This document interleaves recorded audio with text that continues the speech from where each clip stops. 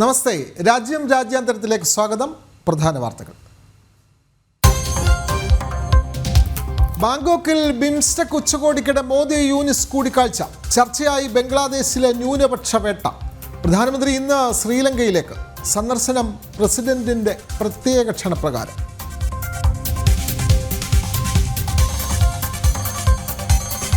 രൂപ വീണ്ടും കുതിക്കുന്നു. ഡോളറിനെതിരെ ഇന്ന് വർദ്ധിച്ചത് 38 പൈസ. 4 മാസത്തിനിടെ ഏറ്റവും ഉയർന്ന നിരക്ക്. ഡോളറിനും എണ്ണവിലയിലും ഇടിവ്.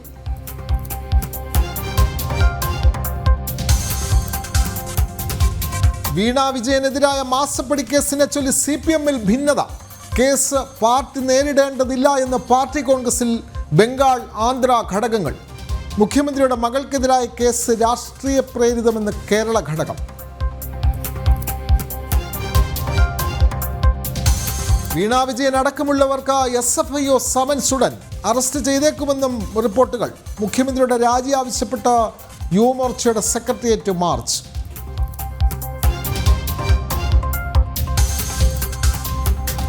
പ്രമുഖ വ്യവസായി ഗോകുലം ഗോപാലിന്റെ വീട്ടിലും സ്ഥാപനങ്ങളിലും ED റെയ്ഡ്. പരിശോധന നടന്നത് ചെന്നൈ, കൊച്ചി, കോഴിക്കോട് ഓഫീസുകളിൽ. ഫെമ നിയമം ലംഘിച്ചുവെന്ന ആരോപണം. കൂടുതൽ ചോദ്യം ചെയ്യാൻ ഗോകുലം ഗോപാലിനെ ചെന്നൈയിലേക്ക് വിളിപ്പിച്ച് ED.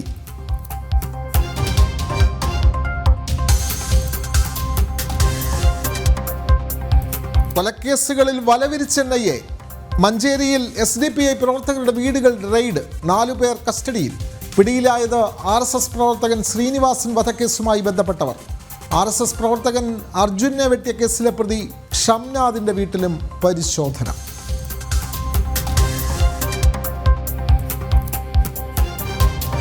വോട്ട് ബാങ്കിൽ മുറുകെ പിടിച്ച് പ്രതിപക്ഷം. വഖഫ് നിയമ ഭേദഗതിക്ക് എതിരെ നിയമയുദ്ധം പ്രഖ്യാപിച്ച MK സ്റ്റാലിൻ. സുപ്രീം കോടതിയെ സമീപിച്ച് കോൺഗ്രസ്. പ്രിയങ്കയെയും രാഹുലിനെയും വിമർശിച്ച് സമസ്ത മുഖപത്രം.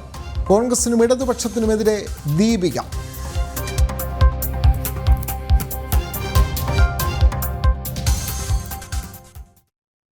ബംഗ്ലാദേശിലെ ഹിന്ദുക്കൾക്കെതിരായ ആക്രമണം തടയാൻ നടപടികൾ എടുക്കണമെന്ന് മുഹമ്മദ് യൂനിസിന് കൃത്യമായ നിർദ്ദേശം നൽകി പ്രധാനമന്ത്രി നരേന്ദ്രമോദി.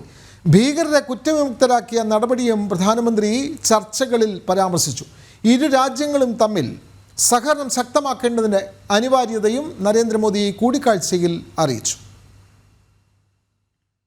ഷെയ്ഖ് ഹസീന അധികാരഭ്രഷ്ടയാക്കപ്പെട്ടതിന് ശേഷം വൻതോതിലാണ് ഹിന്ദുക്കൾക്കെതിരെ ബംഗ്ലാദേശിൽ ആക്രമണങ്ങൾ അരങ്ങേറുന്നത്. ഹിന്ദുമത വിശ്വാസികളുടെ വീടുകൾ തകർക്കുകയും ആരാധനാലയങ്ങൾ തകർക്കുന്നതും ഉൾപ്പെടെ ആക്രമണങ്ങൾ ബംഗ്ലാദേശിൽ നടക്കുന്നു.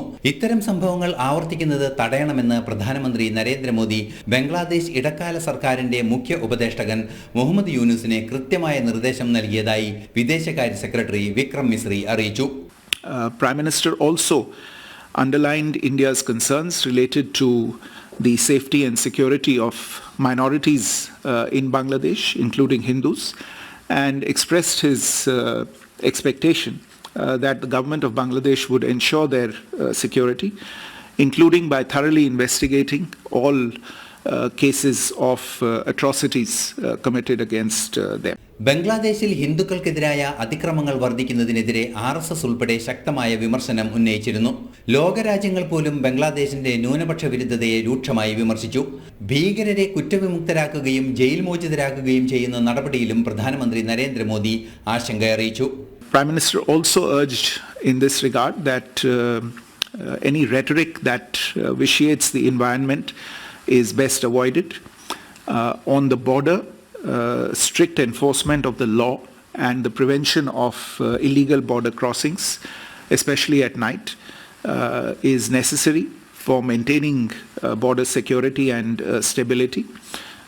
There are a number of bilateral mechanisms between the two countries, and these mechanisms could meet as appropriate to review and take forward our ties. ജനാധിപത്യവും സമാധാനവും നിലനിൽക്കുന്ന ബംഗ്ലാദേശിൽ സുസ്ഥിരവും എല്ലാവരെയും ഉൾക്കൊള്ളുന്നതുമായ സർക്കാരിനെയും സർക്കാർ സംവിധാനങ്ങളെയുമാണ് ഭാരതം അംഗീകരിക്കുക എന്നും നരേന്ദ്രമോദി മുഹമ്മദ് യൂനുസിനെ അറിയിച്ചതായി വിദേശകാര്യ സെക്രട്ടറി പറഞ്ഞു. ഇന്റർനാഷണൽ ഡെസ്ക്, ജനം. പ്രധാനമന്ത്രി നരേന്ദ്രമോദിയുടെ ത്രിദിന ശ്രീലങ്കൻ സന്ദർശനത്തിന് ഇന്ന് തുടക്കമാകും. പ്രസിഡന്റ് അനുര കുമാര ദിസനായികയുടെ പ്രത്യേക ക്ഷണപ്രകാരമാണ് പ്രധാനമന്ത്രിയും വിദേശകാര്യമന്ത്രി ഉൾപ്പെടുന്ന പ്രതിനിധി സംഘവും ശ്രീലങ്ക സന്ദർശിക്കുന്നത്. നയതന്ത്ര ബന്ധവും സഹകരണവും മെച്ചപ്പെടുത്തുന്ന വിവിധ ചർച്ചകൾ ഉണ്ടാകും. ഇരു രാജ്യങ്ങളും വിവിധ ധാരണാപത്രങ്ങളിലും ഒപ്പുവെക്കും. ഭൂകമ്പത്തിൽ തകർന്ന മ്യാൻമാറിലേക്കുള്ള സഹായങ്ങൾ തുടരുമെന്ന് ഉറപ്പ് നൽകി പ്രധാനമന്ത്രി. ബാങ്കോക്കിൽ നടക്കുന്ന ബിൻസ്റ്റെക് ഉച്ചകോടിയിൽ മ്യാൻമാറിലെ മുതിർന്ന സൈനിക ഉദ്യോഗസ്ഥൻ ജനറൽ മിൻ ഓങ് ഹൈങ്ങുമായി നടത്തിയ കൂടിക്കാഴ്ചയിലാണ് നരേന്ദ്രമോദിയുടെ സഹായ വാഗ്ദാനം. കൂടിക്കാഴ്ചയിൽ വിവിധ മേഖലകളിൽ ഉഭയകക്ഷി ചർച്ചയും നടന്നു.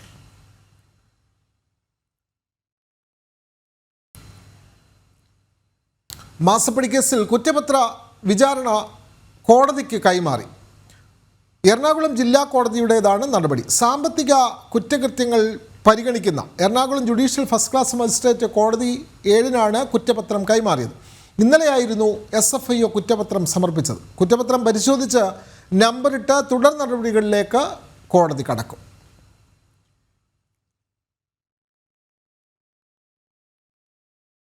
വീണ വിജയന് എതിരായ കേസിനെ ചൊല്ലി CPM-ൽ ഭിന്നത മുറുകുന്നു. മുഖ്യമന്ത്രി പിണറായി വിജയന്റെ മകൾ വീണ വിജയനെതിരായ കേസ് പാർട്ടി നേരിടേണ്ടതില്ല എന്ന് ബംഗാൾ ആന്ധ്ര ഘടകങ്ങൾ. PB കോർഡിനേറ്റർ പ്രകാശ് കാരാട്ടും കേരള ഘടകവും എക്സാലോജിക്ക് കേസ് രാഷ്ട്രീയ പ്രേരിതമാണെന്നും ഇതിനെ പാർട്ടി നേരിടണമെന്നും അഭിപ്രായപ്പെട്ടതിന് പിന്നാലെയാണ് ബംഗാൾ സെക്രട്ടറി അടക്കം ഇതിനെതിരെ രംഗത്ത് വന്നത്. വിവരങ്ങളുമായി സുധീഷ് ഗോപാൽ ചേരുന്നു. സുധീഷ്, മധുരയിൽ തുടരുന്ന 24-ാം പാർട്ടി കോൺഗ്രസിൽ മുഖ്യമന്ത്രി പിണറായി വിജയൻ്റെ മകൾ വീണ വിജയന് എതിരെ ഇപ്പോൾ SFIO നൽകിയ കുറ്റപത്രം വലിയ ചർച്ചാ വിഷയമായിരിക്കുന്നു. ഇത് പാർട്ടി തന്നെ നേരിടണം എന്നുള്ള അഭിപ്രായമാണ് പാർട്ടിയുടെ മുതിർന്ന നേതാവായിട്ടുള്ള പ്രകാശ് കാരാട്ടും അതേപോലെ തന്നെ കേരള ഘടകവും മുന്നോട്ട് വെച്ചത്. പക്ഷേ ബംഗാൾ ആന്ധ്ര ഘടകങ്ങൾ ഈ നിർദ്ദേശത്തെ ശക്തമായി എതിർക്കുന്നു. ഇതോടെ വീണ വിജയൻ വിഷയത്തിൽ പാർട്ടി കോൺഗ്രസിൽ ഭിന്നത രൂക്ഷമാണ്. സുധീഷ് ഗോപാൽ.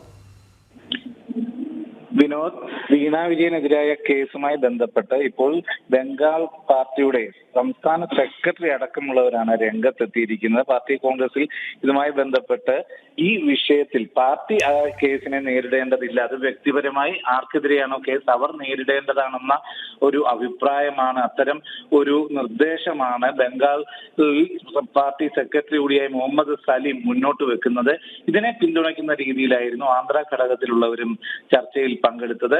അവർ പ്രധാനമായും പറഞ്ഞത് ഇതിനെ പാർട്ടി നേരിടണം എന്ന് പറയുന്നതിൽ കാര്യമില്ല, അത്തരത്തിൽ ഇത് പാർട്ടിയുടെ ബാധ്യതയായില്ലെങ്കിൽ അതിനെ മൊത്തത്തിൽ പാർട്ടി ഏറ്റെടുക്കേണ്ട ഒരു സാഹചര്യം ഇല്ല എന്നതാണ് ചൂണ്ടിക്കാണിച്ചത്.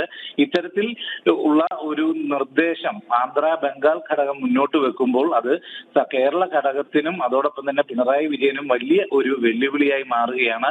പ്രകാശ് കാരാട്ട് അടക്കം ഇപ്പോഴത്തെ PBയുടെ കോർഡിനേറ്റർ കൂടിയായ പ്രകാശ് കാരാട്ട് അടക്കം കേരള ഘടകത്തിനൊപ്പം നിൽക്കുമ്പോൾ ആന്ധ്ര ബംഗാൾ ഘടകങ്ങൾ ശക്തമായി എതിർക്കുന്ന ഒരു സാഹചര്യമാണ് പാർട്ടി കോൺഗ്രസിൽ ഉണ്ടായത്. ഇത് പാർട്ടിയിൽ ഈ വിഷയത്തിൽ കടുത്ത ഭിന്നതയുണ്ട് എന്ന് വ്യക്തമാക്കുന്നത് കൂടിയാണ്.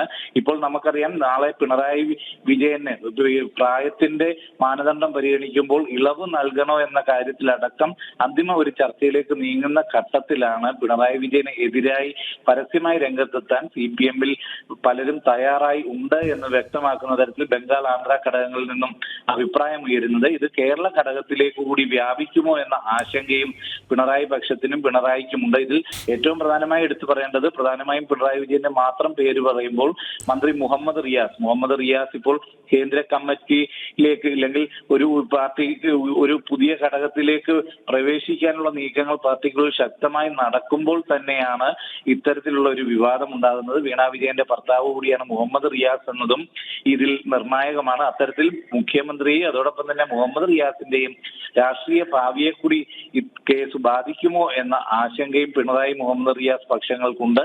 ആ ഒരു സാഹചര്യമാണ് ഇപ്പോൾ പാർട്ടിയിൽ ഉയർന്നു വന്നിട്ടുള്ളത്. ഇതിൽ കേരള ഘടകത്തിൽ പിണറായി വിരുദ്ധ ചേരിക്ക് ശക്തി പകരുന്നത് കൂടിയാണ് ഇപ്പോഴത്തെ ബംഗാൾ ആന്ധ്ര ഘടകങ്ങളുടെ നിലപാടും. വിനോദ്.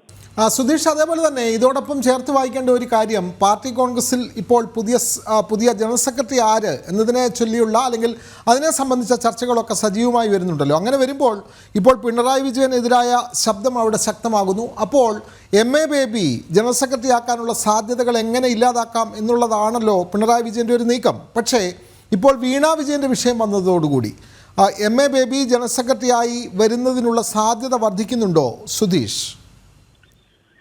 വിനോദ്, ഇതിൽ രണ്ട് കാര്യങ്ങളാണ്. പിണറായി വിജയനെ സംബന്ധിച്ചിടത്തോളം MA ബേബിയെ ചെറുക്കുക, പിണറായി വിജയനേക്കാൾ ഉയർന്ന പദവിയിൽ ഒരു CPM-കാരൻ കേരളത്തിൽ നിന്നുണ്ടാകുക എന്നത് അദ്ദേഹത്തെ സംബന്ധിച്ചിടത്തോളം വളരെ അതൃപ്തിയുള്ള, ഇല്ലെങ്കിൽ അതിനെ ഒട്ടും താല്പര്യപ്പെടാത്ത ഒരു വ്യക്തിയാണ് പിണറായി വിജയൻ. ഈ ഒരു ഘട്ടത്തിൽ തന്നെയാണ് PB-യിലേക്ക് വരുമ്പോൾ ഏറ്റവും മുതിർന്ന അംഗം എന്ന നിലയിൽ MA ബേബി പരിഗണിക്കപ്പെടേണ്ടി വരുന്ന ഒരു സാഹചര്യം നിലനിൽക്കുന്നു. പ്രായത്തിന്റെ ഇളവോടുകൂടിയാണ് പിണറായി വിജയൻ അടക്കം PB-യിൽ തുടർന്നാൽ തന്നെ തുടരാൻ സാധിക്കുക. ആ ഒരു ഘട്ടത്തിൽ മുതിർന്ന നേതാവ് എന്ന നിലയിൽ അത്തരത്തിൽ MA ബേബിയെ പരിഗണിക്കുമ്പോൾ, അതും ഡൽഹി കേന്ദ്രീകരിച്ച് പ്രവർത്തിക്കുന്ന ഒരു വ്യക്തി എന്ന നിലയിലും MA ബേബിയുടെ പേര് പ്രകാശ് കാരാട്ട് അടക്കം മുന്നോട്ട് വെക്കാനുള്ള സാധ്യത നിലനിൽക്കുമ്പോൾ അതിനെ ചെറുക്കാനുള്ള ശ്രമങ്ങൾ പിണറായിയുടെ ഭാഗത്തു നിന്നുണ്ടാകും. എന്നാൽ അത് മുന്നിൽ കണ്ടു തന്നെ MA ബേബിയുടെ ഏറ്റവും MA ബേബിയുമായി അടുത്ത് നിൽക്കുന്ന വ്യവസായ മന്ത്രി P രാജീവ് അടക്കമുള്ളവർ മറ്റ് സംസ്ഥാന ഘടകങ്ങളെ ഒപ്പം നിർത്താനുള്ള തരുനീക്കങ്ങൾ, ഇല്ലെങ്കിൽ അത്തരം ഒരു പ്രചരണ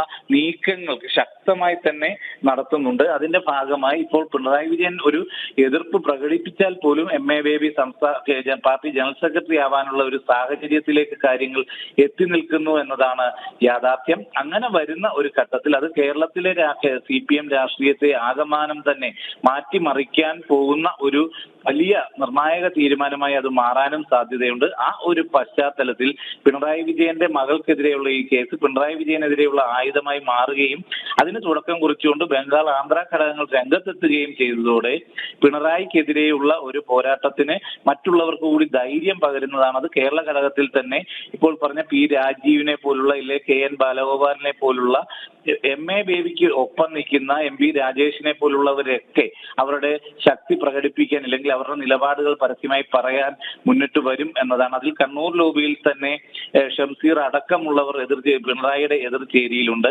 അവരെല്ലാം കൂടുതൽ സജീവമായി മാറാനുള്ള ഒരു സാഹചര്യം കൂടി, ഇല്ലെങ്കിൽ അത്തരത്തിലുള്ള ഒരു അവസരം കൂടിയാണ് ഇപ്പോൾ തുറന്നിട്ടുള്ളത്. ഇത് CPM രാഷ്ട്രീയത്തിൽ തന്നെ വലിയ മാറ്റങ്ങൾക്കുള്ള ഒരു തുടക്കം കൂടിയായി ഇതിനെ മൊത്തത്തിൽ വിലയിരുത്താനും സാധിക്കും വിനോദ്. അതോടൊപ്പം തന്നെ ചേർത്ത് വായിക്കേണ്ട ഒരു കാര്യം, ഇപ്പോൾ ഈ പിണറായി വിജയൻ ഈ മകൾക്കെതിരായി ഉയർന്നു വന്ന ഈ ആരോപണം പിണറായിയുടെ ശക്തി അവിടെ കുറയ്ക്കുന്നുണ്ട്. അപ്പോൾ ഈ ഒരു സാഹചര്യത്തിൽ KK ശൈലജയെ PB-യിലേക്ക് പരിഗണിക്കുന്നുവെന്നുള്ള വാർത്തകളും പുറത്തു വരുന്നു. അതിനെയും പിണറായി വിജയന് താല്പര്യമില്ലാത്ത ഒരു നീക്കമാണത്. പക്ഷേ അതിനെയും ചെറുക്കാൻ ഈ മകൾക്കെതിരായ ആരോപണം അത് പിണറായിയുടെ ശക്തി കുറയ്ക്കില്ലേ? അങ്ങനെ വരുമ്പോൾ KK ശൈലജ PB-യിലേക്ക് വരുന്നു, MA ബേബി ജനറൽ സെക്രട്ടറി ആകുന്നു. പിണറായിക്ക് ഇതിൽ കൂടുതൽ ഒരു തിരിച്ചടി കിട്ടാനില്ലല്ലോ സുധീഷ്? വിനോദ്, അങ്ങനെ തന്നെയാണ്. KK ശൈലജ PB-യിലേക്ക് വരുന്നതാണ് MA Baby party general secretary ആകുന്നതിനേക്കാൾ അസ്വസ്ഥത പിണറായിക്ക് ഉണ്ടാക്കുക. കാരണം മുഖ്യമന്ത്രി സ്ഥാനത്തേക്ക് നമുക്കറിയാം EMS ആയാലും EK നയനായാലും ES അച്യുതാനന്ദനായാലും എല്ലാം തന്നെ PB അംഗമായിരിക്കുകയാണ് മുഖ്യമന്ത്രിയാകുന്നത്. ആ ഒരു കീഴ്വഴക്കമാണ് പാർട്ടിയിൽ നടന്നു വന്നിട്ടുള്ളത്. ആ ഒരു പശ്ചാത്തലത്തിൽ KK ശൈലജ PB-യിലേക്ക് എത്തപ്പെട്ടാൽ അത് അടുത്ത മുഖ്യമന്ത്രി സ്ഥാനാർത്ഥി ആരെന്ന ചോദ്യത്തിന് കൃത്യമായും ശൈലജയിലേക്ക് കാര്യങ്ങൾ എത്തിച്ചേരുന്ന ഒരു സാഹചര്യം ഉണ്ടാകും. ആ ഒരു സാധ്യതയെ എങ്ങനെയും തടയിടുക എന്നുള്ളത് പിണറായി വിജയനെ സംബന്ധിച്ചിടത്തോളം ഏറെ നിർണായകമാണ്. ആ ഒരു നീക്കം തന്നെയാവും കൃത്യമായും പിണറായി വിജയനും ഒപ്പം നിൽക്കുന്നവരും നടത്തുക. ഇപ്പോൾ 2 ഒഴിവുകളാണ് വനിതകളുടേത് PB-യിലേക്ക് വരുന്നത്. മൊത്തം 7 ഒഴിവുകളിൽ പിണറായി വിജയൻ ഇളവ് തന്നാൽ മൊത്തം 6 ഒഴിവുകൾ വരും. അതിൽ 2 പേര് വനിതകളാണ് ഒഴിയുന്നത്. അങ്ങനെ ഒഴിയുന്നവർക്ക് പകരം 2 വനിതകളെ പരിഗണിക്കുമ്പോൾ അത് കേരളത്തിൽ നിന്നും CS സുജാതയും അതോടൊപ്പം തന്നെ KK ശൈലജയുമാണ് പരിഗണിക്കപ്പെടാൻ സാധ്യതയുള്ളതായി വിലയിരുത്തപ്പെടുന്നത്. എന്നാൽ ഇവരെ 2 പേരെയും ഒഴിച്ചു നിർത്തിക്കൊണ്ടുള്ള ഒരു നീക്കത്തിലേക്ക് പോകാനാണ് പിണറായി വിജയൻ കരുക്കൾ നീക്കുന്നത്. പുറത്തുനിന്നുള്ള ഹേമലത അടക്കമുള്ള അത്തരം ആൾക്കാരെ പരിഗണിക്കണം എന്ന നിർദ്ദേശമാണ് പിണറായി വിജയന്റെ ഒപ്പം നിൽക്കുന്നവരും അവിടെ മുന്നോട്ട് വെക്കുന്നത്. ഇത് ഏത് രീതിയിലും ശൈലജയെ ചേർക്കുക. ഇപ്പോൾ ഈ എക്സാലോജി കേസ് തന്നെ ശക്തമായി വന്നാൽ, മുഖ്യമന്ത്രി ഒഴിയേണ്ട ഒരു സാഹചര്യം വന്നാൽ, നിലവിൽ MLA കൂടിയായ KK ശൈലജയെ മുഖ്യമന്ത്രിയാക്കിക്കൊണ്ടുള്ള ഒരു നേതൃമാറ്റത്തിലേക്ക് പോലും പാർട്ടി നീങ്ങുമോ എന്ന ആശങ്ക പിണറായിയെ സംബന്ധിച്ചിടത്തോളം ഇപ്പോൾ ശക്തമാകുന്ന ഒരു ഘട്ടത്തിലാണ്. പുതിയ PB-യിലേക്ക് ശൈലജയ്ക്ക് തടയിടാൻ പിണറായി ഏത് അറ്റം വരെയും പോകാൻ ശ്രമിക്കുന്നതും വിനോദ്. വളരെ വ്യക്തമാണ്. സുധീഷ് ആണ് കൃത്യമായി 24 പാർട്ടി കോൺഗ്രസിലെ വിവരങ്ങൾ കൈമാറിയത്. മുഖ്യമന്ത്രിയുടെ മകൾക്ക് എതിരായ ആരോപണം പാർട്ടി ഏറ്റെടുക്കേണ്ടതില്ല എന്ന് തന്നെയാണ് ബംഗാൾ ആന്ധ്ര ഘടകങ്ങളുടെ നിലപാട്. ഇത് പാർട്ടിയിൽ ഭിന്നതയ്ക്ക് കാരണമാകുന്നുവെന്ന് സുധീഷ് റിപ്പോർട്ട് ചെയ്തു. പ്രമുഖ വ്യവസായി നിർമ്മാതാവുമായ ഗോകുലം ഗോപാലിന്റെ വീട്ടിലും സ്ഥാപനങ്ങളിലും ED റെയ്ഡ്. ചെന്നൈ, കൊച്ചി, കോഴിക്കോട് ഓഫീസുകളിലാണ് പരിശോധന നടന്നത്. ഫെമ നിയമം ലംഘിച്ചുവെന്ന് ആരോപിച്ചായിരുന്നു പരിശോധന. ഗോകുലം ഗോപാലിനെ ചെന്നൈയിലേക്ക് ED വിളിപ്പിച്ചു. ഫെമ നിയമം ലംഘിച്ചു എന്നാരോപിച്ചാണ് ഗോകുലം ഗോപാലന്റെ ചെന്നൈ, കൊച്ചി, കോഴിക്കോട് എന്നിവിടങ്ങളിലുള്ള സ്ഥാപനങ്ങളിൽ ED റെയ്ഡ് നടന്നത്. ചെന്നൈ കോടമ്പക്കത്തെ ചെട്ടി സ്ഥാപനത്തിൽ ഇന്ന് രാവിലെയാണ് ED റെയ്ഡ് ആദ്യം ആരംഭിച്ചത്. ED കൊച്ചി ഓഫീസിലെ ഉദ്യോഗസ്ഥരുടെ നേതൃത്വത്തിലായിരുന്നു റെയ്ഡ്. കോഴിക്കോട് എരഞ്ഞിപ്പാലത്തെ ഗോകുലത്തിന്റെ ഓഫീസിലും ഹോട്ടലിലും മാളിലുമാണ് രാവിലെ 11:30 ED റെയ്ഡ് ആരംഭിച്ചത്. കൊച്ചിയിൽ നിന്നുള്ള 3 യൂണിറ്റ് ED സംഘമാണ് പരിശോധനയ്ക്കെത്തിയത്. സ്വകാര്യ ചാനലിന്റെ ബോർഡ് മീറ്റിംഗുമായി ബന്ധപ്പെട്ട് ഹോട്ടലിലുണ്ടായിരുന്ന ഗോകുലം ഗോപാലിൽ നിന്ന് ED സംഘം വിവരങ്ങൾ ശേഖരിച്ചു എന്നാണ് പുറത്തുവരുന്ന വിവരം. അതേസമയം ഗോകുലം ഗോപാലിനോട് ചെന്നൈയിലെ ED ഓഫീസിൽ ഹാജരാകാൻ ഉദ്യോഗസ്ഥർ ആവശ്യപ്പെട്ടിട്ടുണ്ട്. കള്ളപ്പണ ഇടപാടുകൾ നടന്നിട്ടുണ്ട് എന്നാണ് ED പ്രധാനമായും പരിശോധിച്ചത്. വഞ്ചന കേസുമായി ബന്ധപ്പെട്ടും പരിശോധനകൾ നടന്നിരുന്നു. 1000 കോടിയുടെ വിദേശ വിനിമയ ചട്ടലംഘനം ഉണ്ടായിട്ടുണ്ടെന്നാണ് പ്രാഥമിക നിഗമനം. അനധികൃത സാമ്പത്തിക ഇടപാടുമായി ബന്ധപ്പെട്ട ആരോപണത്തിൽ 2 വർഷം മുമ്പ് ഗോകുലം ഗോപാലനെ ED ചോദ്യം ചെയ്തിരുന്നു. അന്ന് കൊച്ചി ED ഓഫീസിൽ വിളിച്ചു വരുത്തിയായിരുന്നു ചോദ്യം ചെയ്യൽ. ചിട്ടി തട്ടിപ്പ് സംബന്ധിച്ച ആരോപണത്തിലും അന്ന് ED അന്വേഷണം ആരംഭിച്ചിരുന്നു.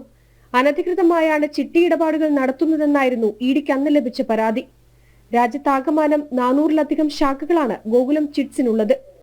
ജനം, കോഴിക്കോട്.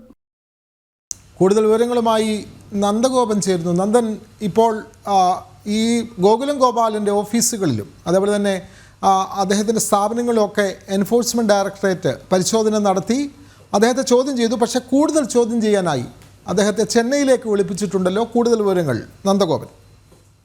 വിനോദ്, ഇന്ന് രാത്രി തന്നെ ഗോകുലം ഗോപാലൻ ചെന്നൈയിൽ എത്തുമെന്നുള്ള സൂചനകളാണ് ലഭിക്കുന്നത്. പ്രധാനമായും എൻഫോഴ്സ്മെന്റ് ഡയറക്ടറേറ്റ് ഇന്നിപ്പോൾ 5 ഇടങ്ങളിലാണ് പരിശോധന നടത്തിയത്. അതിൽ പ്രധാനമായും ചെന്നൈയിലെ ഗോകുലത്തിന്റെ കോർപ്പറേറ്റ് ഓഫീസിലായിരുന്നു പരിശോധന നടത്തിയത്. വിദേശ നാണ്യ വിനിമയ ചട്ടം, അതായത് ഫെമ ആക്ടില് ചില ഭാഗപ്പിഴകൾ ഉണ്ടായിട്ടുണ്ട് എന്നുള്ളതാണ് പ്രധാനമായും എൻഫോഴ്സ്മെന്റ് ഡയറക്ടറേറ്റ് കണ്ടെത്തിയിരിക്കുന്നത്. ഏതാണ്ട് 1000 കോടി രൂപയുടെ വിദേശ നിക്ഷേപം അനധികൃതമായി നടത്തി എന്നുള്ളതാണ് പ്രധാനമായും ആരോപിക്കപ്പെടുന്നത്. മാത്രമല്ല, PMLA കള്ളപ്പണം വെളുപ്പിക്കലുമായി ബന്ധപ്പെട്ട ചില പ്രശ്നങ്ങളും ഈ ഗോകുലവുമായി ബന്ധപ്പെട്ട സ്ഥാപനങ്ങളിൽ നിലനിൽക്കുന്നു എന്നുള്ളതാണ്. IT ഡിപ്പാർട്ട്മെന്റും അതേപോലെ തന്നെ എൻഫോഴ്സ്മെന്റ് ഡയറക്ടറേറ്റും കഴിഞ്ഞ ഏറെ നാളുകളായി ഗോകുലം ഗോപാലിനെ നിരീക്ഷിച്ചു വരുന്ന സാഹചര്യമായിരുന്നു ഉണ്ടായിരുന്നത്.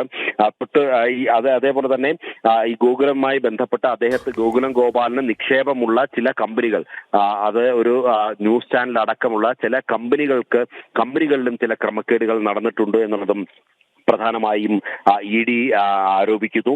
ഇതുമായി ബന്ധപ്പെട്ട് വിശദമായി ചോദ്യം ചെയ്യുന്നതിനാണ് ഗോകുലം ഗോപാലിനോട് ചെന്നൈയിൽ എത്രയും പെട്ടെന്ന് ഹാജരാകുവാൻ വേണ്ടി എൻഫോഴ്സ്മെന്റ് ഡയറക്ടറേറ്റ് നിർദ്ദേശം നൽകിയത്. ഇതിന്റെ അടിസ്ഥാനത്തിൽ ഇന്ന് രാത്രി തന്നെ അദ്ദേഹം ചെന്നൈയിലെ ഓഫീസിൽ എത്തുമെന്നുള്ളതാണ് അറിയാൻ കഴിയുന്നത്.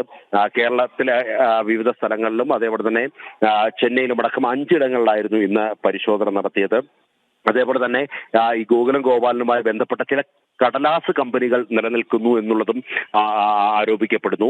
മംഗലാപുരത്തടക്കം ചില കടലാസ് കമ്പനികളിൽ ഗോകുലത്തിന് നിക്ഷേപമുണ്ട് എന്നുള്ളതും ED ആരോപിക്കപ്പെടുന്നു. ഇതെല്ലാം തന്നെ കണ്ടെത്തുവാൻ വേണ്ടി, അല്ലെങ്കിൽ ഇതുമായി ബന്ധപ്പെട്ട് വിശദമായി തന്നെ ചോദ്യം ചെയ്യാൻ വേണ്ടിയാണ് ഇന്നിപ്പോൾ ഗോകുലം ഗോപാലിനോട് ചെന്നൈയിലേക്ക് എത്തുവാൻ വേണ്ടി എൻഫോഴ്സ്മെന്റ് ഡയറക്ടറേറ്റ് ആവശ്യപ്പെട്ടത്. അതേപോലെ തന്നെ നന്ദൻ, ഇക്കാര്യത്തിൽ വലിയ വിവാദങ്ങൾ ഉയരുന്നുണ്ട്. അതായത് ഈ ഗോകുലം ഗോപാലിനെ ചോദ്യം ചെയ്യുന്നത് ഈ എമ്പുരാൻ സിനിമയുമായി ബന്ധപ്പെട്ട ഉണ്ടായ വിവാദങ്ങളുടെ പശ്ചാത്തലത്തിലാണ് എന്നാണ് LDF കൺവീനറും അതേപോലെ തന്നെ പ്രതിപക്ഷ നേതാവും ഒക്കെ ആരോപിക്കുന്നത്. എന്നാൽ V മുരളീധരൻ ഇതിനെ ശക്തമായി നിഷേധിക്കുന്നുമുണ്ട്. ആ സംഭവത്തെപ്പറ്റി എന്താണ് പറയാൻ കഴിയുക നന്ദഗോപൻ? എൻഫോഴ്സ്മെന്റ് ഡയറക്ടറേറ്റ് ഉദ്യോഗസ്ഥർ പറയുന്നത് കഴിഞ്ഞ ഏറെ നാളുകളായി, അതായത് കൃത്യമായി പറഞ്ഞാൽ മഞ്ഞുമൽ ബോയ്സ് എന്ന് പറയുന്ന ഒരു സിനിമ, അത് ഗോകുലം ഗോപാലൻ നിർമ്മിച്ച സിനിമയാണ്. അതിനുശേഷം കൃത്യമായി തന്നെയുള്ള ഒരു നിരീക്ഷണത്തിലായിരുന്നു EDയുടെയും അതേപോലെ തന്നെ ഇൻകം ടാക്സ് ഡിപ്പാർട്ട്മെന്റിന്റെയും നിരീക്ഷണത്തിലായിരുന്നു ഗോകുലം ഗോപാലൻ എന്നുള്ളതാണ് പ്രധാനമായും ഈ എൻഫോഴ്സ്മെന്റ് ഡയറക്ടറേറ്റ് ഉദ്യോഗസ്ഥർ നൽകുന്നത് വിവരങ്ങൾ. ഈ മഞ്ഞുമൽ ബോയ്സ് ഏതാണ്ട് 200 കോടി ക്ലബിൽ കയറി അത് തമിഴ്നാട്ടിലടക്കം തിയേറ്ററുകളിൽ നിറഞ്ഞു ഓടുകയായിരുന്നു ഉണ്ടായിരുന്നു എന്നുള്ളതായിരുന്നു വിശദീകരണം നൽകിയിരുന്നത്. എന്നാൽ അന്നു മുതൽ തന്നെ ഈ എൻഫോഴ്സ്മെന്റ് ഡയറക്ടറേറ്റ് ഈ തിയേറ്ററുകളടക്കം നിരീക്ഷിച്ചിരുന്നു. എന്നാൽ പല തിയേറ്ററുകളിലും കാണാൻ ആളില്ലാതെ പ്രദർശനം നടക്കുന്ന ഒരവസ്ഥ ഉണ്ടായിരുന്നു. അത് ഈ കള്ളപ്പണ ഭാഗമായിട്ടാണ് അത്തരം ഷോകൾ നടത്തിയത് എന്നുള്ളതാണ് പ്രധാനമായും എൻഫോഴ്സ്മെന്റ് ഡയറക്ടറേറ്റ് ഉദ്യോഗസ്ഥർ ആരോപിക്കുന്നത്. അതുകൊണ്ട് തന്നെ ഇതുമായി ബന്ധപ്പെട്ട് വിശദമായി തന്നെ ചോദ്യം ചെയ്യേണ്ടിയിരിക്കുന്നു. ഇന്ന് ചെന്നൈയിൽ ഇന്ന് രാത്രി തന്നെ അദ്ദേഹം ഒരുപക്ഷെ ഹാജരാകാനുള്ള സാധ്യതയാണുള്ളത്. വിനോദ്, വ്യക്തമാണ്. ഗോകുലം സ്ഥാപനങ്ങളിലാണ് എൻഫോഴ്സ്മെന്റ് ഡയറക്ടറേറ്റ് മിന്നൽ പരിശോധന നടത്തിയത്. കൂടുതൽ ചോദ്യം ചെയ്യാനായി ഗോകുലം ഗോപാലിനെ ചെന്നൈയിലേക്ക് വിളിപ്പിച്ചു. ഇന്ന് രാത്രി തന്നെ അദ്ദേഹം ചെന്നൈയിൽ എത്തുമെന്നുള്ള വിവരങ്ങളാണ് നന്ദഗോപൻ കൈമാറിയത്. പശ്ചിമ ബംഗാളിലെ ഹൗറയിൽ രാമനവമി ആഘോഷയാത്രയ്ക്ക് അനുമതി. കൊൽക്കത്ത ഹൈക്കോടതിയാണ് അനുമതി നൽകിയത്. ലോഹ ഉപകരണങ്ങൾ ഉപയോഗിച്ച് ഘോഷയാത്രകൾ നടത്തരുതെന്നും PVC നിർമ്മിച്ച മതചിഹ്നങ്ങൾ പ്രദർശിപ്പിക്കാമെന്നും ഹൈക്കോടതി നിർദ്ദേശിച്ചു. അഞ്ജനിപുത്ര സേന, വിശ്വ ഹിന്ദു പരിഷത്ത് തുടങ്ങിയ സംഘടനകൾക്ക് ഘോഷയാത്ര നടത്താനും അനുമതിയുണ്ട്. വഖഫ് നിയമ ഭേദഗതിക്കെതിരെ കോൺഗ്രസ് സുപ്രീം കോടതിയിൽ. കോൺഗ്രസ് MP മുഹമ്മദ് ജാവേദാണ് സുപ്രീം കോടതിയിൽ ഹർജി നൽകിയത്. നിയമ ഭേദഗതി മുസ്ലിം വിഭാഗത്തിൻ്റെ അടിസ്ഥാന അവകാശങ്ങൾ ഇല്ലാതാക്കുമെന്ന് വാദിക്കുന്നു. AIMI നേതാവ് OYCയും കോടതിയിലെത്തിയിട്ടുണ്ട്. വിവരങ്ങളുമായി ജിഷ്ണു കൃഷ്ണൻ ചേരുന്നു. ജിഷ്ണു, എന്തായാലും ഈ വഖഫ് ഭേദഗതി നിയമം മുസ്ലിങ്ങളുടെ അടിസ്ഥാന അവകാശങ്ങൾ നിഷേധിക്കുന്നു എന്ന് ചൂണ്ടിക്കാട്ടിയാണല്ലോ കോൺഗ്രസ് ഇപ്പോൾ കോടതിയിലെത്തിയിട്ടുള്ളത്. കൂടുതൽ വിവരങ്ങൾ.